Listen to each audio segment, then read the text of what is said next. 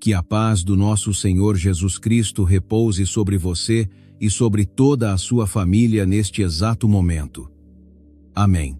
Eu creio sinceramente que isto não é uma coincidência, mas que o próprio Deus conduziu você até aqui, porque o seu coração precisa de descanso, direção e alinhamento com a vontade dele. Existem momentos na vida em que o barulho ao nosso redor se torna alto demais, quando os nossos próprios pensamentos ficam confusos e quando as emoções tentam nos guiar mais do que a fé. E em momentos assim, Deus nos chama de volta ao lugar mais poderoso e ao mesmo tempo mais simples que existe: a oração. Hoje, esta oração é intencionalmente baseada na oração que o próprio Jesus nos ensinou, a oração do Senhor, conhecida como o Pai Nosso. Esta não é apenas uma oração decorada ou uma tradição religiosa. Ela é um modelo de vida rendida a Deus. Cada palavra carrega profundidade, verdade, correção, consolo e direção. Antes de continuarmos, eu convido você a se preparar para este momento. Prepare o seu coração, a sua mente e os seus ouvidos. Respire fundo. Permita-se desacelerar. Solte o peso que você tem carregado. Aquiete a sua alma diante do Senhor, porque quando oramos com sinceridade, o céu nos ouve. Pai nosso que estás nos céus, santificado seja o teu nome. Pai, começamos esta oração reconhecendo quem tu és. Tu não estás distante, tu não estás ausente. Tu és um Pai amoroso que nos vê, nos conhece e se importa profundamente com cada detalhe da nossa vida. Honramos o teu nome não apenas com os lábios, mas com o coração. Reconhecemos a tua santidade, a tua autoridade e a tua soberania. Não há ninguém como tu. Tu estás acima de todo problema, acima de todo medo, acima de toda confusão que tenta dominar os nossos pensamentos. Hoje escolhemos levantar os nossos olhos para o céu e lembrar que o nosso socorro vem de ti. Venha o teu reino, seja feita a tua vontade, assim na terra como no céu. Pai, confessamos que muitas vezes queremos as tuas bênçãos sem nos submeter à tua vontade. Queremos respostas sem obediência, conforto sem rendição e proteção sem transformação. Mas hoje nós deixamos de lado as nossas próprias agendas. Rendemos os nossos planos, as nossas opiniões e os nossos desejos. Pedimos que o teu reino governe a nossa mente, as nossas decisões, os nossos relacionamentos e o nosso futuro. Que a tua vontade seja feita em nossos lares, em nossos casamentos, no nosso trabalho e em nossos corações. Remove toda resistência dentro de nós que luta contra a tua verdade. O pão nosso de cada dia nos dá hoje. Senhor, reconhecemos que tudo o que temos vem de ti. A nossa força, o nosso sustento, as nossas oportunidades e até o nosso fôlego são dádivas das tuas mãos. Pedimos não apenas pelo alimento físico, mas também pelo alimento espiritual. Alimenta a nossa alma com a tua palavra. Fortalece-nos onde estamos fracos. Traz paz onde a ansiedade tem dominado. Traz clareza onde a confusão se instalou. Ensina-nos a depender de ti diariamente, não apenas nos momentos de crise, mas em todas as estações da vida. Perdoa as nossas ofensas, assim como nós perdoamos a quem nos tem ofendido. Pai, aqui fazemos uma pausa com humildade. Confessamos os nossos pecados, as nossas escolhas erradas, a nossa teimosia e a nossa desobediência. Perdoa-nos pelas vezes em que sabíamos o que era certo e mesmo assim escolhemos o caminho errado. Perdoa-nos por ignorarmos os teus alertas, por silenciarmos a nossa consciência e por endurecermos o nosso coração. E, Senhor, assim como tu nos perdoas, ensina-nos a perdoar os outros.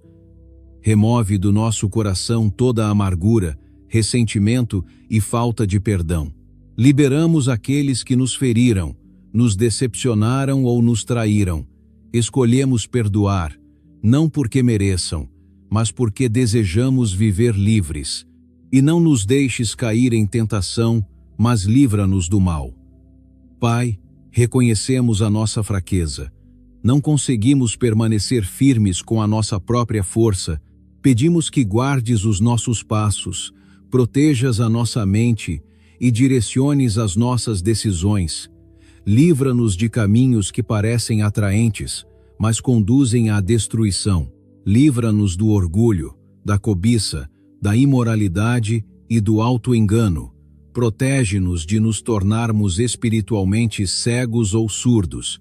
Não permitas que fiquemos tão confiantes em nós mesmos, a ponto de deixarmos de ouvir a tua voz.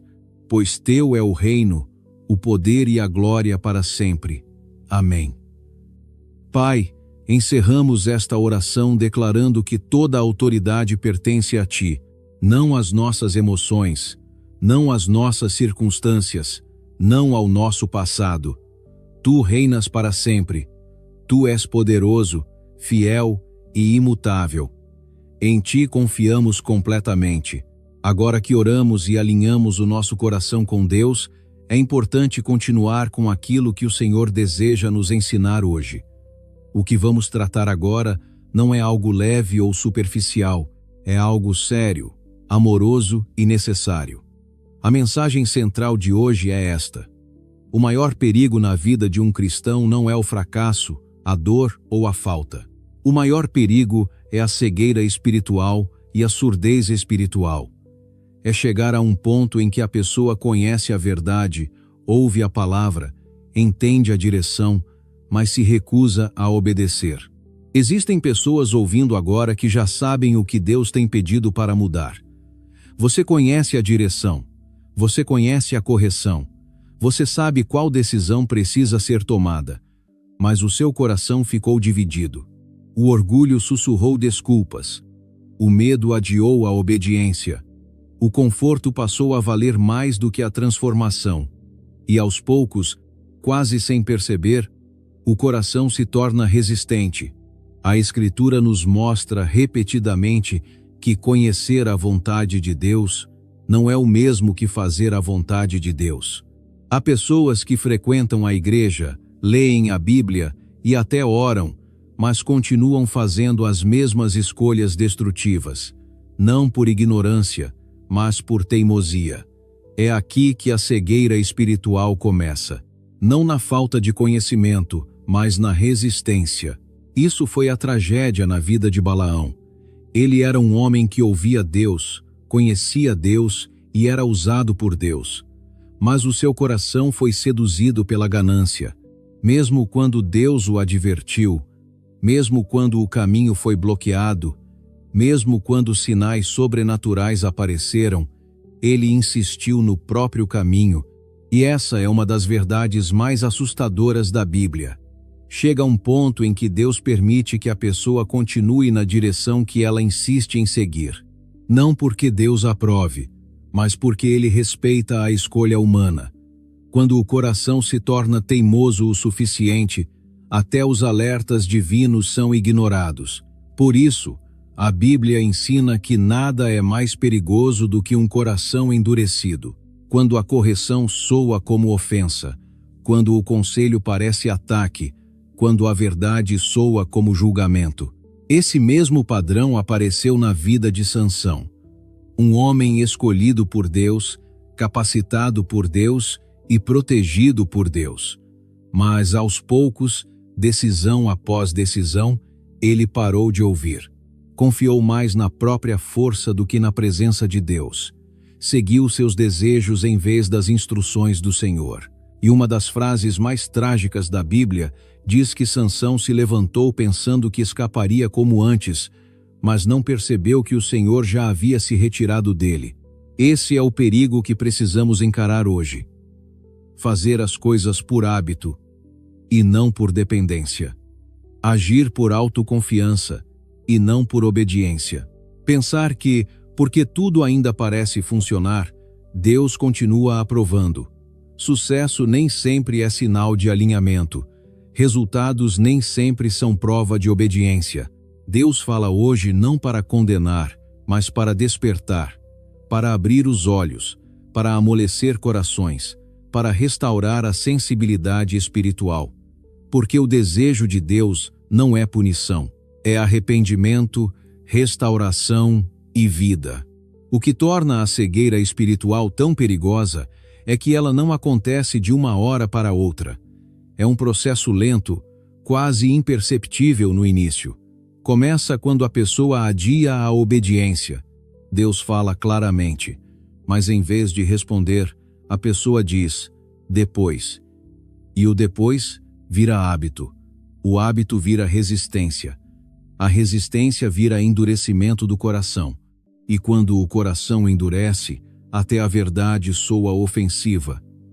A correção parece rejeição. E os alertas parecem desnecessários. Muitos acreditam que a cegueira espiritual só acontece com quem não conhece a Deus. Mas a Bíblia prova o contrário. Ela frequentemente começa dentro do próprio povo de Deus. Acontece com aqueles que um dia oraram com fervor, temeram ao Senhor profundamente, mas que aos poucos se acomodaram. O conforto é um dos maiores inimigos da sensibilidade espiritual. Quando tudo parece estar indo bem, a oração se torna opcional e não essencial. A dependência de Deus é substituída pela confiança em métodos, experiência ou força pessoal. Por isso a Bíblia nos chama constantemente à humildade. Humildade não é fraqueza. Humildade é clareza espiritual. Um coração humilde permanece ensinável. Um coração humilde escuta mesmo quando a mensagem é desconfortável. Um coração humilde não presume que já sabe tudo. No momento em que alguém acredita que não precisa mais de conselho, correção ou direção, entra em território perigoso. Foi exatamente isso que aconteceu com Sansão. A força permaneceu por um tempo, mesmo enquanto a obediência diminuía. E é isso que torna tudo tão enganoso. Muitas pessoas continuam vendo resultados enquanto, aos poucos, perdem intimidade com Deus. Assumem que, porque as portas ainda estão se abrindo, Deus continua satisfeito. Mas a Escritura nos mostra que dons e chamados podem operar mesmo quando o caráter está comprometido. E, com o tempo, quando a presença de Deus deixa de ser buscada, a perda se torna evidente. A tragédia de Sansão não foi perder a força primeiro, foi perder a sensibilidade. Ele já não discernia o perigo, já não ouvia os alertas, já não guardava o coração. E quando o momento chegou, ele nem percebeu que o Senhor havia se afastado. Essa é uma das verdades mais solenes da Bíblia. Uma pessoa pode continuar andando, falando, agindo e vivendo, enquanto está espiritualmente vazia. Essa mensagem não foi feita para gerar medo, mas consciência. Deus fala porque ama, Deus adverte porque quer proteger. O pior juízo não é a punição. O pior juízo é quando Deus permite que a pessoa continue sem correção. A Escritura diz que há momentos em que Deus entrega as pessoas aos seus próprios desejos, porque elas rejeitam a verdade. Isso não é liberdade.